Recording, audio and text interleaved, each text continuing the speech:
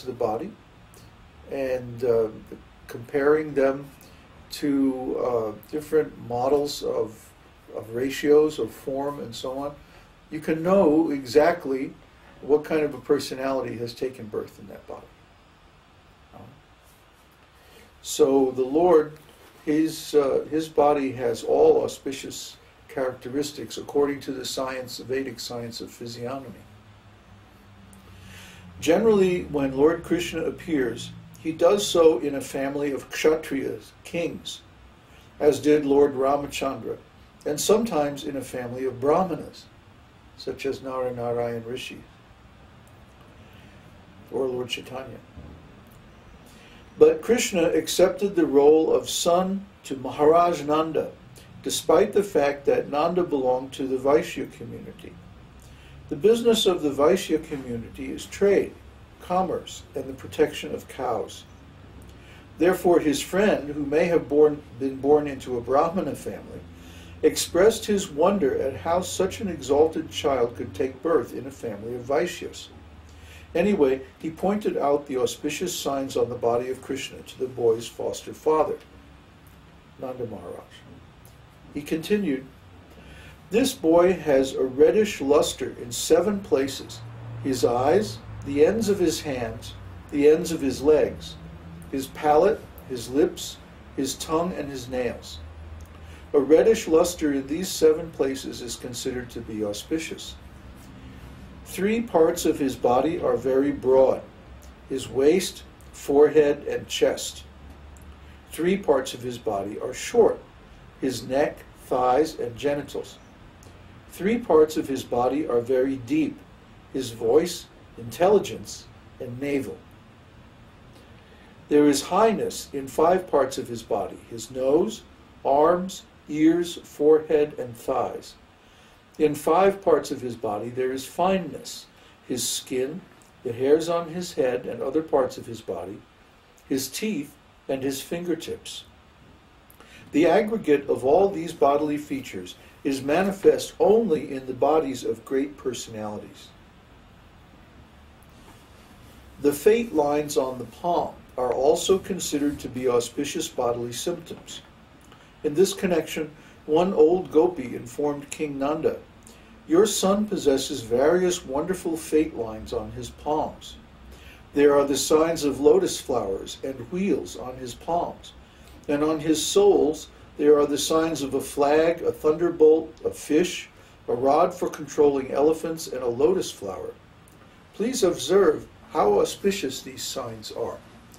Sometimes in India you'll see there's pictures of Krishna's hands and the soles of his feet, and they have, like, you know, a picture of a lotus flower and a rod and all those things. But, you know, if you study palmistry, they don't actually give like a literal picture of those things, but a combination of lines that resembles those things.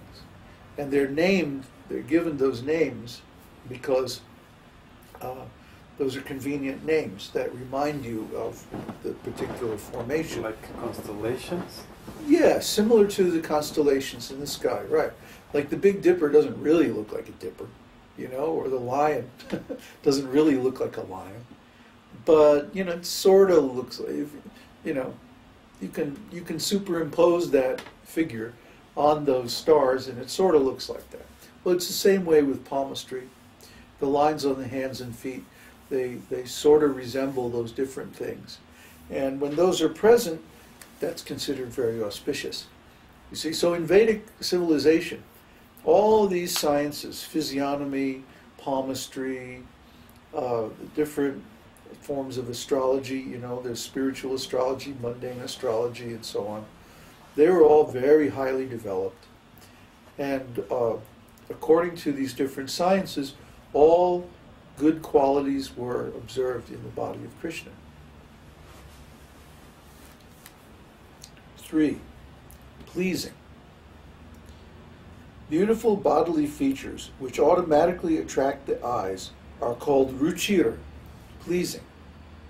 Krishna possesses this attractive feature of ruchira in his personal features. In the third canto, second chapter, verse 13 of Śrīmad-Bhāgavatam, there is a statement about this. The Supreme Personality of Godhead, in his pleasing dress, appeared at the scene of the sacrificial arena when King Yudhishthir was performing the Rajasuya sacrifice. All important personalities from different parts of the universe had been invited to the sacrificial arena, and all of them, upon beholding Kṛṣṇa there, considered that the Creator had ended all of his craftsmanship in the creation of this particular body of Kṛṣṇa. It is said that the transcendental body of Kṛṣṇa resembles the lotus flower in 8 parts, namely his face, his 2 eyes, his 2 hands, his navel, and his 2 feet. The gopis and inhabitants of Vrindavan used to see the luster of lotus flowers everywhere, and they could hardly withdraw their eyes from such a vision. In other words, the inhabitants of Vrindavan in the spiritual world, or even in the material world when Kṛṣṇa appears, they would see Kṛṣṇa everywhere. Kṛṣṇa was present to them always, and in everything. Everything they saw reminded them of Kṛṣṇa, because Kṛṣṇa was connected with everything in their lives so intimately and so deeply that everywhere they looked, they simply saw him. So the inhabitants of Vrindavan are naturally Kṛṣṇa conscious. And even today, if you go there, you'll find that they're always chanting Kṛṣṇa or Radha, always involved in some kind of devotional service. 4. Effulgent. The effulgence pervading the universe is considered to be the rays of the Supreme Personality of Godhead. The supreme abode of Kṛṣṇa is always throwing off the effulgence known as Brahma Jyoti, and that effulgence is emanating from his body.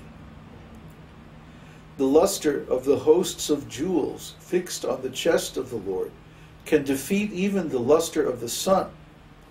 And still, when compared with the bodily luster of the Lord, that crest of jewels appears to be only as bright as one of the stars in the sky. Therefore, the transcendental influence of Kṛṣṇa is so great that it can defeat anyone. When Kṛṣṇa was present in the sacrificial arena of his enemy King Kamsa, the wrestlers present, although appreciating the softness of the body of Sri Kṛṣṇa, were afraid and perturbed when they thought of engaging with him in battle. So let's see. The Brahma Jyoti, or Brahman, is the spiritual effulgence of the Lord. And this spiritual effulgence has the quality of oneness. But that cannot substitute for the Supreme Personality of Godhead. It's just an energy, like light. In fact, it's the source of light. The light of the sun, the light of the moon, and even the radiation from the center of the galaxy and things like that. They're all just simply a manifestation of Kṛṣṇa's bodily effulgence. They're not independent. They don't glow by themselves. They're powered by something else, something higher. And that's Kṛṣṇa's bodily rays, the Brahma Jyoti. So when we're actually successful in meditation, we see this Brahma Jyoti, and it becomes visible to us as a light that's so bright, it's like brighter than the sun, but it's cool. It's not like the sun's rays are very scorching, And if you look at the sun, you can burn your eyes and like that.